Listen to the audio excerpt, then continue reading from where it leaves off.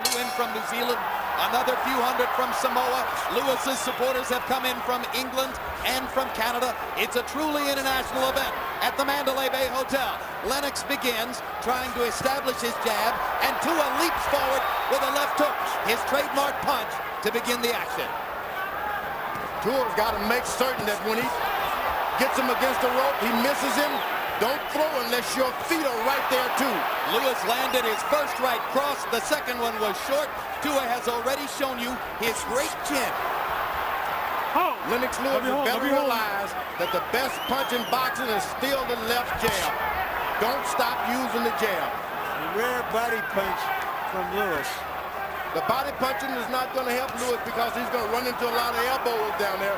You want to keep the jab, open up the head. Glove on Lennox as he lands a little bit of a left up around the shoulder. Right and left. The jab, he can beat him all night with it. Now Lewis is falling into the bad trap. You don't want to drop your hand anywhere near the rope, but you got to do something to make Lewis want to fight. There you are. That's the punch that's going to make Lewis decide I'm getting even. Left hook by Tua, and another left hook by Tua, and a vicious left to the belly. So Tua begins to mount his attack now midway through round two. Lewis with a right hand and a left. Lewis got to make certain it stays the left hand, left jab. Lennox seems to have regained his concentration, and Tua hits him with the right hand. The Tua supporters in the crowd going wild as Lewis lands a very low blow. The title with a left jab. If that's the only punch you can land, use it. Well, what he succeeded in doing in this round is messing up Tua's hair and just landing more punches. And landing a right hand, which Tua appeared to be just below the belt level. Let's see it. But it was, you know, it wasn't that bad of a low blow. Yeah, that was a low blow, Larry. But it was low. And at the end of the round, a leaping punch that gets Lewis. His aggression and that left hook that he landed at the end.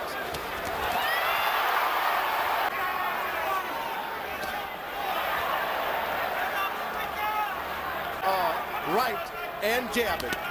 So the way to move for Lennox is to his own left, to Tua's right. He's going to interrupt you and it's going to hurt you. There you are. Don't go over on that side. Stay away from that side. It doesn't take much for Tua's supporters to get overwhelmingly excited. Lewis moves off the ropes. Once again, Lewis moves to left. He's got to keep his movement to his right. If you want to clown, clown to his right. Hard shots to the body, and now Joe Cortez tells Tua to keep him up. Too much waiting.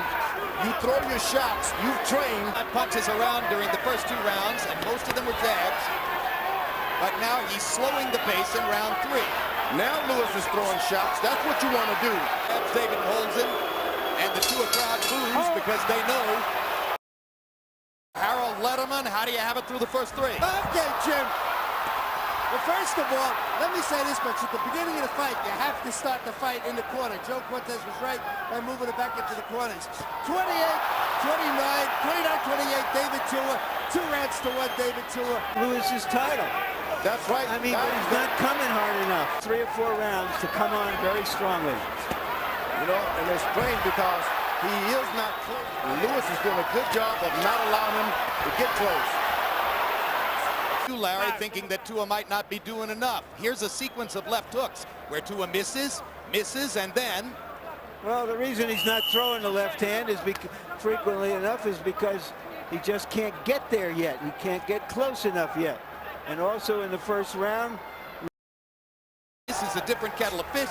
This is an entirely more dangerous opponent. Right hand by Lewis. Top of Tua and holding him as he found himself in the corner. And there's another right hand that he pops David on the top of the head with.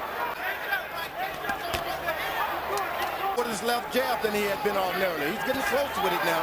You don't want him to believe that he can get that close to you. The champion is starting to throw his right hand with much greater frequency here in this round.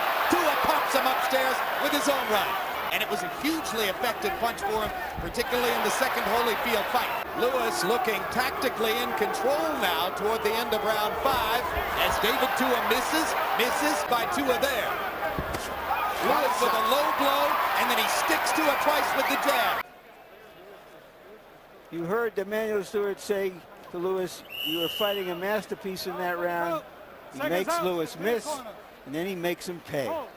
Tua misses. Time, let's go. Well, if Tua was counting on... There you go. You got to be reckless.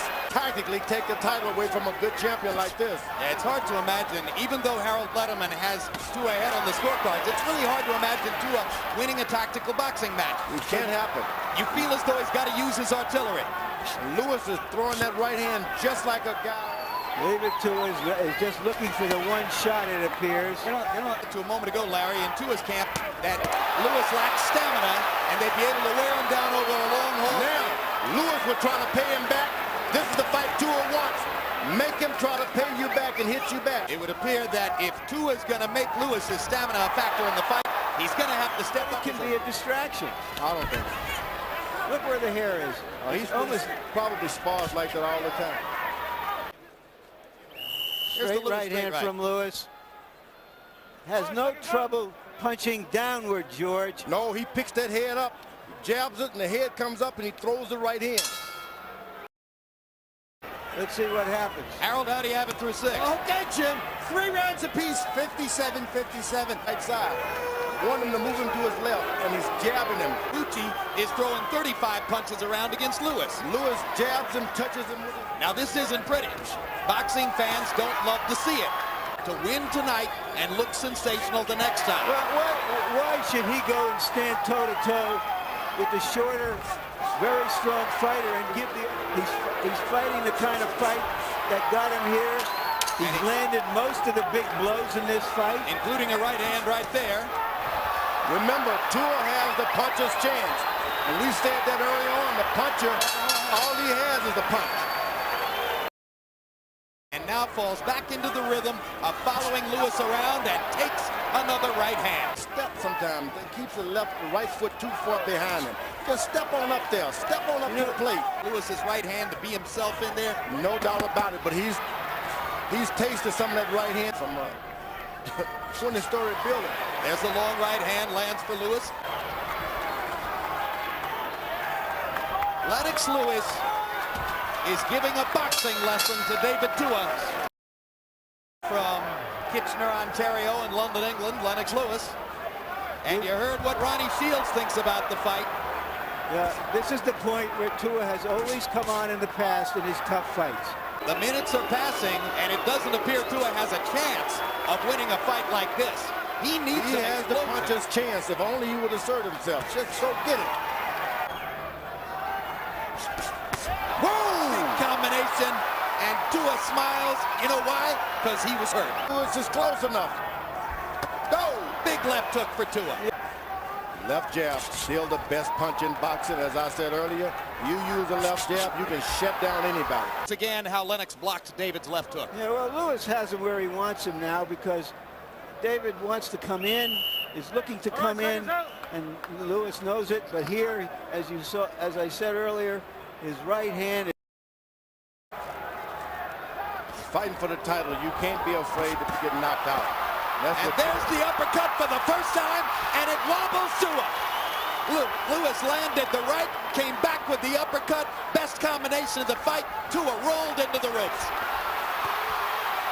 And there, Lewis, his tactical command and his physical superiority. There you go, Tua. Now, just as I say that, he finally catches a left hook from Tua, but one punch at a time. Ooh, that right to the body hurt David Tua. Lennox is hurting him with a lot of punches now. The one that I would isolate is the absence of competition.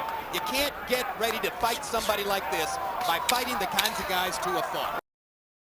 It should be for the challenger. He's not done enough to try to take the title. He's afraid to take a chance, even with his trainer urging him and yelling. So Tua will not have the same power in the last round that he ordinarily had. Worked hard enough in the early rounds, George, as we were saying, so that Lennox Lewis is just toying with him. Just toying with him. Does whatever he wants to do. Right hand, left jab, right hand, right hand. It's all Lennox Lewis. So this is not a style preview to Tyson Lewis because Mike would just be a heck of a lot more rambunctious. In a fighter, it's not his legs or his reflexes, it's his zeal to fight. It's his will to train. What else he has? He has calm, he has confidence, He has a balanced Look, life. he's bouncing his leg. This is the 12th round, isn't it? He's not taking any chances. He's not a fool. He has turned to his face into a swelling, bloody mask. Jab, This jab, is really a great fight. body Look, shot. jabbing and moving. And This is jabbing and a moving. lights-out artistic performance by a heavyweight champion who, for the moment, looks impregnable.